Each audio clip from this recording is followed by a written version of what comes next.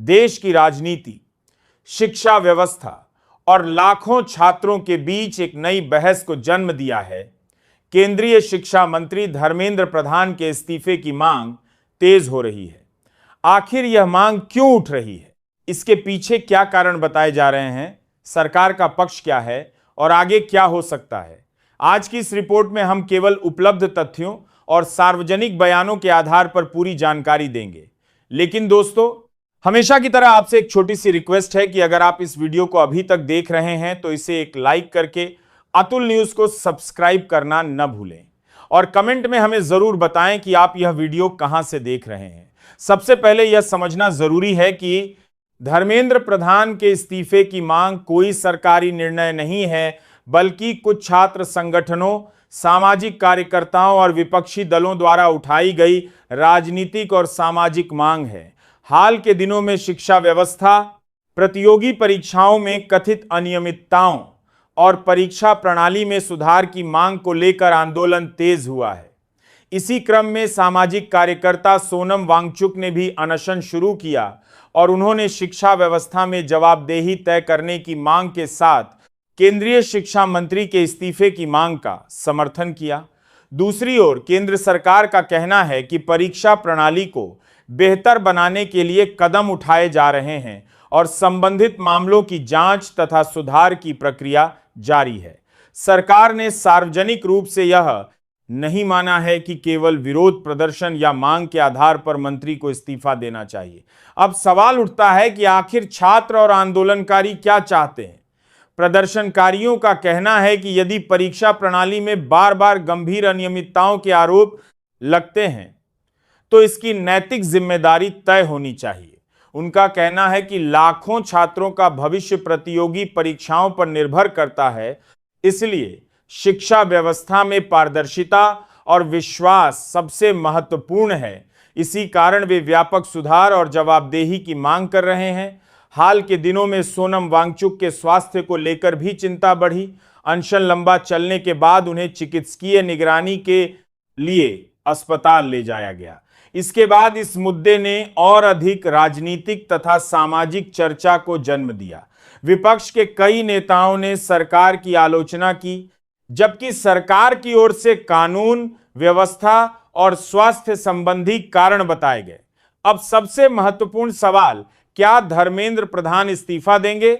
इस समय तक ऐसी कोई आधिकारिक घोषणा नहीं हुई है कि धर्मेंद्र प्रधान ने इस्तीफा दिया है या सरकार ने उनसे इस्तीफा मांगा है। इसीलिए यह कहना कि उनका इस्तीफा तय हो गया है या जल्द होने वाला है तथ्यात्मक रूप से सही नहीं होगा। अभी यह केवल राजनीतिक मांग और सार्वजनिक बहस का विषय है। आने वाले दिनों में यदि सरकार कोई नया निर्णय लेती है, संसद में इस विषय पर चर्चा होती है या कोई आधिकारिक बयान जारी होता है तो स्थिति बदल सकती है। लेकिन वर्तमान समय में उपलब्ध तथ्यों के अनुसार धर्मेंद्र प्रधान केंद्रीय शिक्षा मंत्री के पद पर बने हुए हैं और आंदोलनकारी अपनी मांग पर कायम हैं। दर्शकों के लिए सबसे महत्वपूर्ण बात यह है कि सोशल मीडिया पर चल रही हर पोस्ट या वायरल वीडियो पर तुरंत विश्वास न करें। अब बात प्रधानमंत्री नरेंद्र मोदी की। विपक्ष और आंदोलनकारी इस मुद्दे पर मोदी सरकार से जवाब मांग रहे हैं और सरकार की राजनीतिक जवाबदेही तय करने की बात कर रहे हैं। लेकिन अब तक ऐसा कोई आधिकारिक प्रमाण या जांच रिपोर्ट सामने नहीं आई है जिससे यह साबित हो कि प्रधानमंत्री नरेंद्र मोदी व्यक्तिगत रूप से किसी कथित परीक्षा अनियमितता या पेपर लीक में शामिल थे। इसलिए ऐसा दावा करना तथ्यात्मक रूप से सही नहीं होगा। आने वाले दिनों में यह मुद्दा और राजनीतिक रूप ले सकता है, क्योंकि आंदोलन जारी है और प्रदर्शनकारी अपनी मांगों पर कायम है। यदि सरकार कोई नया निर्णय लेती है, अदालत कोई महत्वपूर्ण टिप्पणी करती है या कोई आधिकारिक घोषणा होती है तो स्थिति बदल सकती है। लेकिन वर्तमान समय में उपलब्ध तथ्यों के अनुसार यह मामला आंदोलन, राजनीतिक बहस और शिक्षा व्यवस्था में सुधार की मांग से जुड़ा हुआ है। लेकिन अब एक बड़ा सवाल उठता है, अगर विरोध प्रदर्शन लगातार बढ़ते रहे तो क्या सरकार पर राजनीतिक दबाव और बढ़ सकता है? राजनीतिक विश्लेषकों का मानना है कि किसी भी लोकतंत्र में जब छात्र, सामाजिक संगठन और विपक्ष किसी मुद्दे पर लगातार आवाज उठाते हैं तो सरकार को उस विषय पर अपना पक्ष स्पष्ट करना पड़ता है। इसका मतलब ये नहीं होता कि सरकार तुरंत फैसला बदल देगी, लेकिन जनदबाव राजनीतिक चर्चा का विषय बन जाता है। धर्मेंद्र प्रधान के मामले में भी कुछ ऐसा ही देखने को मिल रहा है। एक तरफ प्रदर्शनकारी शिक्षा व्यवस्था में जवाबदेही और सुधार की मांग कर रहे हैं, दूसरी ओर सरकार का कहना है कि शिक्षा व्यवस्था को मजबूत बनाने और कथित अनियमितताओं की जांच के लिए कदम उठाए जा रहे हैं। अभी तक सरकार की ओर से धर्मेंद्र प्रधान का इस्तीफा लेने का कोई आधिकारिक संकेत नहीं दिया गया है। इसी बीच सोनम वांगचुक के अनशन ने इस पूरे मुद्दे को और अधिक राष्ट्रीय चर्चा का विषय बना दिया। उनकी तबीयत बिगड़ने के बाद उन्हें अस्पताल ले जाया गया, जिसके बाद आंदोलन और तेज हो गया। कई सार्वजनिक हस्तियों और विपक्षी नेताओं ने सरकार से बातचीत और समाधान की अपील की, जबकि सरकार का कहना है कि स्वास्थ्य और कानून व्यवस्था को ध्यान में रखकर कार्रवाई की गई। अब सबसे महत्वपूर्ण सवाल यह है कि आगे क्या हो सकता है। पहली संभावना यह है कि सरकार प्रदर्शनकारियों से बातचीत कर शिक्षा सुधारों पर नए कदमों की घोषणा करे। दूसरी संभावना यह है कि विरोध प्रदर्शन जारी रहें और यह मुद्दा संसद तथा राष्ट्रीय राजनीति में और अधिक चर्चा का विषय बने। तीसरी संभावना यह है कि यदि सरकार कोई बड़ा निर्णय लेती है तो उसकी आधिकारिक घोषणा की जाएगी, लेकिन जब तक ऐसा नहीं होता तब तक किसी भी तरह के वायरल दावे या अफवाहों पर भरोसा करना उचित नहीं होगा। यही कारण है कि इस पूरे मामले को तथ्यों और आधिकारिक बयानों के आधार पर समझना जरूरी है। किसी भी मंत्री के इस्तीफे, हटाए जाने या किसी नए निर्णय की पुष्टि केवल सरकार की आधिकारिक घोषणा से ही मानी जानी चाहिए।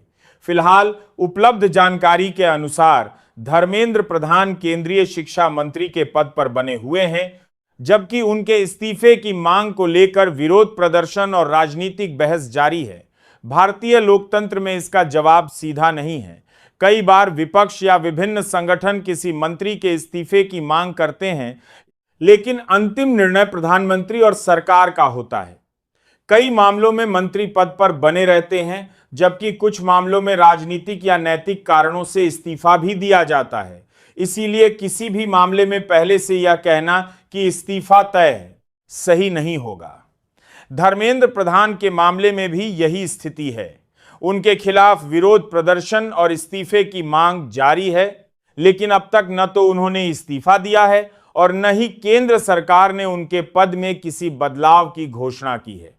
इसलिए इस समय यही तथ्य है कि वे केंद्रीय शिक्षा मंत्री के रूप में काम कर रहे हैं। अब नजर डालते हैं जनता की प्रतिक्रिया पर सोशल मीडिया पर। इस मुद्दे को लेकर अलग अलग राय देखने को मिल रही है। कुछ लोग शिक्षा व्यवस्था में बड़े सुधार की मांग कर रहे हैं और मानते हैं कि जवाबदेही तय होनी चाहिए। वहीं कुछ लोगों का कहना है कि जांच पूरी होने और सरकार के कदमों का इंतजार किया जाना चाहिए। लोकतंत्र में अलग अलग विचार होना स्वाभाविक है, लेकिन किसी निष्कर्ष पर पहुंचने से पहले आधिकारिक जानकारी का इंतजार करना जरूरी है।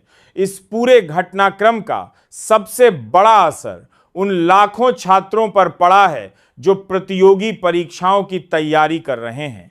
छात्रों की सबसे बड़ी चिंता यह है कि परीक्षा प्रणाली पारदर्शी हो, परीक्षाएं समय पर हों और उनके भविष्य पर किसी तरह का नकारात्मक प्रभाव न पड़े।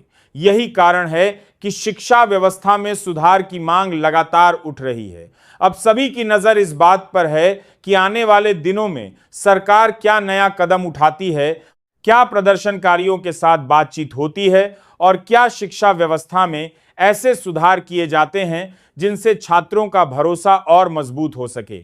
हम इस मामले से जुड़ी हर आधिकारिक और सत्यापित जानकारी आप तक पहुंचाते रहेंगे। किसी भी वायरल पोस्ट, अपुष्ट वीडियो या अफवाह पर विश्वास करने से पहले उसकी पुष्टि अवश्य करें।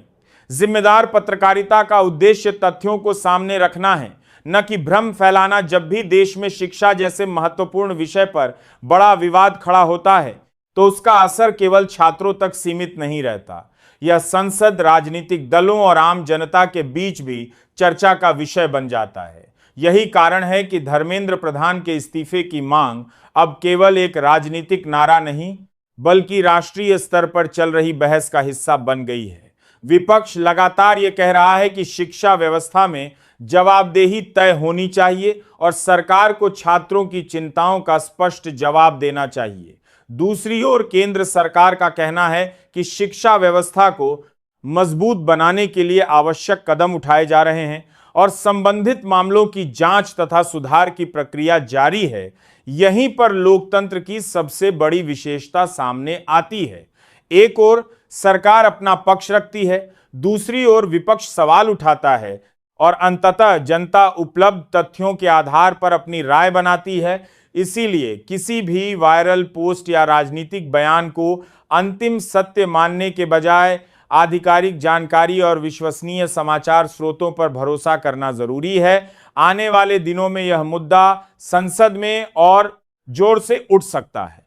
यदि सरकार कोई नई नीति, सुधारात्मक कदम या आधिकारिक घोषणा करती है तो उससे इस बहस की दिशा बदल सकती है, लेकिन जब तक ऐसा नहीं होता तब तक यह कहना कि किसी मंत्री का इस्तीफा तय हो गया है। इस पूरे मामले से सबसे बड़ा संदेश यही निकलता है कि देश के लाखों छात्र एक ऐसी परीक्षा व्यवस्था चाहते हैं जिस पर उन्हें पूरा भरोसा हो।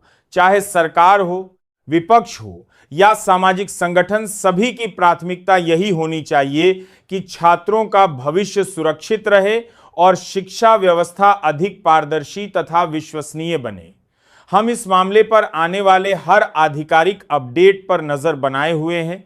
जैसे ही कोई नया और सत्यापित निर्णय सामने आएगा, हम आपको उसकी पूरी जानकारी देंगे।